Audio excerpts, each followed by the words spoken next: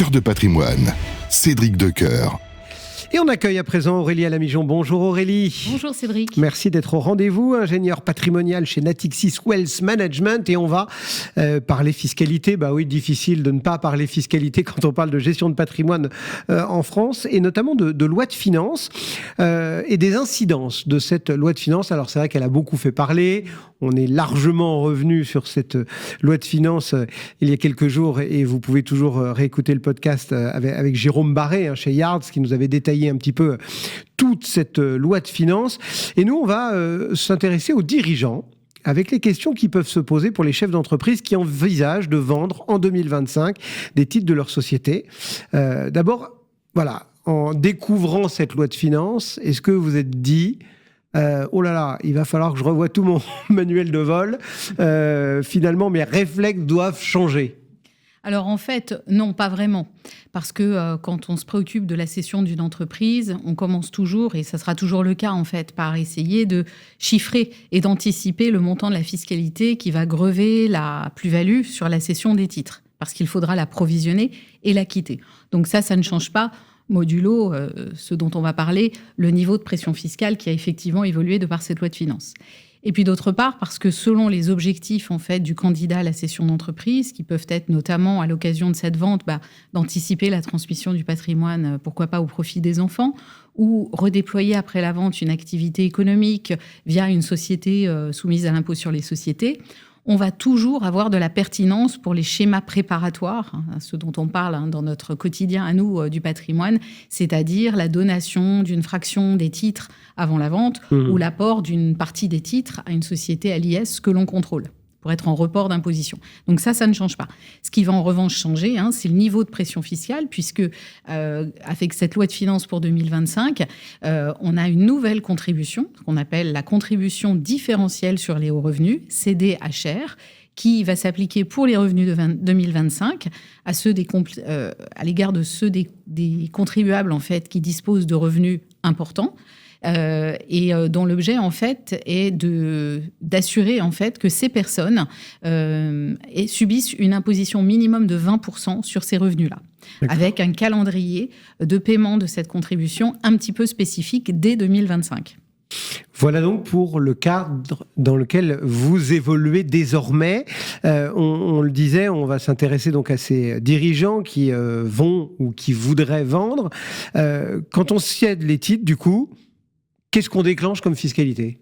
Alors, on va déclencher une fiscalité globale qui se décompose en fait en 4 impositions. Il y aura tout d'abord l'impôt sur le revenu à proprement parler, les prélèvements sociaux, CSG, CRDS, prélèvement social, la contribution exceptionnelle sur les hauts revenus, éventuellement, et éventuellement la petite dernière, la contribution différentielle sur les hauts revenus. Est-ce qu'il y a des changements pour l'IR ? Alors, pour l'impôt sur le revenu, non, à quelques ajustements près dont je vais vous parler. Le principe, en fait, comme toujours, qui n'a pas été remis en cause, c'est une soumission en fait de la plus-value sur cession de droits sociaux, sur cession de titres, à l'impôt sur le revenu, à un taux forfaitaire de 12,8%. On appelle ça le prélèvement forfaitaire unique. Donc ça n'a pas changé, le taux n'a pas évolué, et la base taxable non plus, puisqu'on prend en compte, pour ce taux de 12,8, l'intégralité de la plus-value, et on n'a pas d'abattement pour durée de détention. Par exception, le contribuable peut choisir à la place de ces 12,8 de soumettre cette plus-value au barème progressif de l'impôt sur le revenu. Notamment parce qu'il pourrait avoir un intérêt, si les conditions sont réunies, de bénéficier d'un abattement pour durée de détention des titres. Il y en a notamment un qui est assez avantageux, qui est un abattement de 85%, ce qui fait que, au terme de 8 ans de détention, ce qui fait que seulement 15% de la plus-value sera taxable au barème progressif. Mais ça, la condition notamment, c'est que les titres qui sont vendus aient été acquis avant le 1er janvier 2018. Donc ça, c'est une première chose. Petite nouveauté, c'est quand même le fait qu'un abattement complémentaire, un autre abattement forfaitaire, cette fois-ci de 500 000 € pour les dirigeants de PME qui cèdent leur entreprise dans le contexte de leur départ en retraite, eh bien cet abattement en fait est venu à expiration au 31 décembre 2024, et là la loi de finances pour 2025 l'a prorogé jusqu'en 2031. D'accord. Mais à part ça, voilà, c'est tout. Ensuite, on a les prélèvements sociaux. Oui. On a la contribution exceptionnelle sur les revenus. Là, rien de nouveau non plus ? Alors, pas de changement non plus pour les prélèvements sociaux. Ils sont toujours dus au taux global de 17,2 sur l'intégralité du gain, même si pour l'impôt sur le revenu, on a opté pour l'IR, pour le barème progressif et qu'on a pu bénéficier d'abattements pour durée de détention. Pour les prélèvements sociaux, on va les calculer sur une plus-value brute, c'est-à-dire avant abattement. On a même si, et c'est toujours le cas, si on a opté pour le barème progressif pour la partie impôt sur le revenu, on a droit à bénéficier d'une quote-part de déductibilité de CSG. Une partie de la CSG qu'on aura acquittée sera déductible du revenu global de l'année suivant celle de la vente. Donc ça ne change pas. Et la contribution exceptionnelle sur les hauts revenus ne change pas non plus. Pour rappel, c'est une contribution qui existe maintenant depuis une petite quinzaine d'années. C'est pour ça qu'elle était exceptionnelle. Exactement, tout à fait. Et elle, en fait, elle concerne les contribuables seuls qui ont un revenu fiscal de référence, c'est-à-dire en gros le revenu net imposable majoré de certains éléments qui excèdent 250 000 euros, ou pour les personnes en couple soumises à une imposition commune, 500 000 euros. Elle est due selon un taux un barème qui est progressif. Il y a une tranche à 3% et un taux marginal à 4%.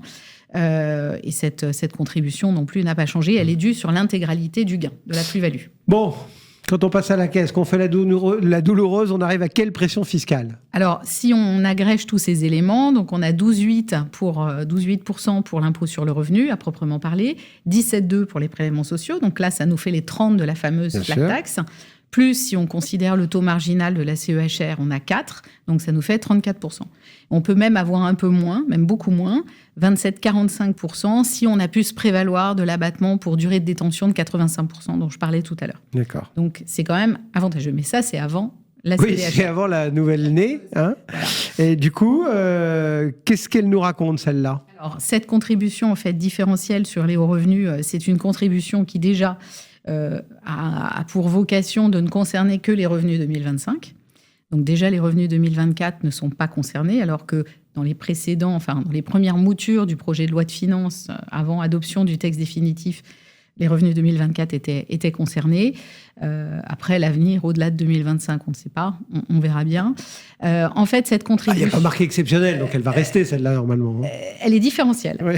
Voilà, c'est pas la même chose, mais bon, on verra bien. L'avenir nous le dira. Elle concerne tout le monde ? Alors non, elle concerne les contribuables qui sont déjà résidents au plan fiscal de France et qui surtout disposent de hauts revenus. C'est-à-dire qu'on va regarder leur revenu fiscal de référence au sens de la CDHR. C'est-à-dire qu'on va prendre le revenu fiscal de référence qu'on utilise pour la contribution exceptionnelle sur les hauts revenus, la CEHR, et on va l'ajuster. Et si ce revenu de référence CDHR excède 250 000 euros pour une personne seule ou 500 000 euros pour des personnes soumises à imposition commune, on est susceptible de le déclencher. Mais comme je le disais tout à l'heure, en fait, l'idée de cette contribution, c'est de soumettre ces contribuables qui disposent de hauts revenus, en fait, à une imposition minimum de 20% au titre de leur seul impôt sur le revenu et de la contribution exceptionnelle sur les hauts revenus. Ça veut dire qu'on ne tient pas compte de tout ça dans l'équation des prélèvements sociaux ? Alors, les prélèvements sociaux, en fait, on n'en tient pas compte dans cette équation. C'est-à-dire qu'on va, d'une part, regarder 20% de ce revenu de référence CDHR, donc le revenu fiscal de référence ajusté. Mmh. Et d'autre part, on va regarder le poids formé par l'impôt sur le revenu, qu'il soit calculé au barème progressif ou bien à un taux forfaitaire, notamment 12,8%. On va aussi ajouter les prélèvements libératoires. Et puis, on va ajouter la CEHR. Et si ce total, en fait, on va le comparer aux 20% du revenu fiscal de référence, et si on a une différence positive, en fait, entre ces 20% du revenu de référence et ce total d'imposition, eh bien, cette différence va représenter, en fait, cette contribution différentielle à devoir. Ça veut donc dire que les contribuables, en fait, dont le taux moyen d'imposition excède ces fameux 20%, ne déclencheront pas cette contribution différentielle sur les hauts revenus.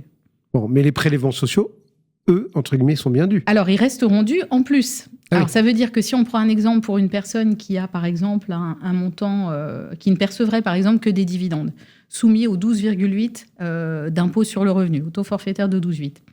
Si on ajoute les 4, si on raisonne au niveau du taux marginal de la CEHR 4, ça nous fait 16,8. Pour aller jusqu'au 20, il nous faut bien cette fameuse contribution différentielle qui va être de 3,2. Avec tout ça, on aura bien les 20%. Et on va ajouter les prélèvements sociaux de 17,2, ce qui nous fait une imposition maximum de 37,2. Mais ce qu'il faut voir, c'est que, en fait, cette contribution, elle a essentiellement pour objectif de viser les contribuables qui disposent exclusivement en fait, de revenus financiers type dividendes ou plus-value, ou qui ont dans leur patrimoine une part prépondérante de ce type de revenus par rapport à leurs autres revenus qui seraient imposés au barème progressif, type salaire ou revenus fonciers. Et qu'inversement, ceux dont la proportion de revenus soumis au barème progressif, salaire, revenus fonciers, est importante en regard de ces revenus financiers, eux, il y a moins de chances en fait qu'ils déclenchent la CDHR parce qu'il sera certainement acquis que le taux moyen d'imposition les concernant sera supérieur à ces 20%. On essaye d'aider aussi les dirigeants d'entreprise ensemble ce matin. Est-ce qu'il y a des spécificités pour les plus-values justement des titres de société ? Alors, oui, il y en a quelques-unes. Une qui est vraiment favorable aux contribuables, puisque je vous parlais tout à l'heure de ce revenu fiscal de référence. On va partir effectivement du revenu de référence que l'on va analyser pour les besoins de la CEHR et qui figure notamment dans son avis d'imposition. Et on va l'ajuster. Et notamment, on va faire des ajustements à la baisse. Notamment, si on a pu se prévaloir de l'abattement spécifique pour le dirigeant qui part en retraite et qui vend ses titres de 500 000 €, il viendra en diminution du revenu à prendre en compte pour apprécier si on déclenche ou non la taxe. Donc ça, c'est plutôt favorable. Et il y a un autre aspect qui sera aussi à creuser, qui pour le moment n'a pas donné lieu à des précisions de la part de l'administration fiscale. Oui, parce qu'on rappelle que tout ça, c'est très neuf. C'est très neuf, ça a tout juste un mois. C'est la notion de revenu exceptionnel. Parce qu'un revenu exceptionnel n'est pris dans les bases du revenu fiscal de référence CDHR que pour 25% de son montant, que pour le quart. Et la loi nous dit qu'un revenu exceptionnel, c'est un revenu qui n'est pas susceptible d'être recueilli annuellement et dont le niveau en fait n'excède pas dont le niveau n'excède pas la moyenne des revenus annuels au titre desquels le contribuable a été soumis à l'impôt sur le revenu sur les 3 dernières années. Donc, il est possible que des plus-values, finalement, puissent constituer et caractériser un revenu exceptionnel dont on ne prendrait finalement que le quart, ce qui est plutôt intéressant. Pour terminer, un petit mot du paiement de l'impôt, des obligations déclaratives, tout ça, il y a des changements ? Oui, alors il y a des changements parce que tant pour l'impôt sur le revenu que les prélèvements sociaux et la CEHR, finalement, on va rester sur des principes connus, c'est-à-dire une plus-value qui serait réalisée en 2025, ces 3 impositions en fait seront recouvrées, le paiement sera assuré en 2026, donc 1 an plus tard.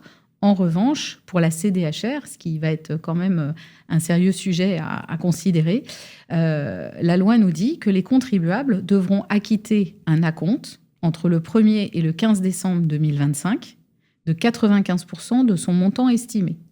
Ça veut donc dire que les contribuables, d'ici la fin de l'année, devront provisionner, puis surtout être en capacité déjà d'avoir une vision précise des revenus acquis jusqu'à cette date-là, puis les revenus estimés du mois de décembre, pour pouvoir faire un calcul précis. Parce que s'il y a une erreur de plus de 20% par rapport au montant qui doit finalement être dû, ou bien s'il y a un retard ou un défaut de paiement, on s'expose quand même à une pénalité de 20%. Donc, les sanctions sont lourdes. Qu'est-ce qu'on se dit en synthèse, Aurélie ? Alors en synthèse, on se dit que effectivement les réflexes n'ont pas changé, mais qu'il faut quand même se pencher sérieusement sur l'exigibilité éventuelle de cette fameuse contribution différentielle, sur le poids global de la fiscalité. Il va falloir évidemment, comme d'habitude, procéder à un certain nombre de modélisations comparatives pour voir ce à quoi on va être assujetti. Donc ça, c'est une première chose. Être attentif aussi à la façon dont les textes pourront être commentés, précisés par l'administration fiscale. Ouais, donc on va lire le BOFIP, quoi. Voilà, notamment sur cette fameuse notion de revenu exceptionnel. Et puis, surtout aussi de se dire que si on envisage des opérations préparatoires, qui conservent encore une fois toute leur pertinence, tout leur intérêt, il ne faut pas s'y prendre non plus trop tard. Les réflexes en la matière restent les mêmes. Mais c'est un autre sujet. Et ben voilà, ça nous donnera l'occasion de nous revoir. Avec plaisir.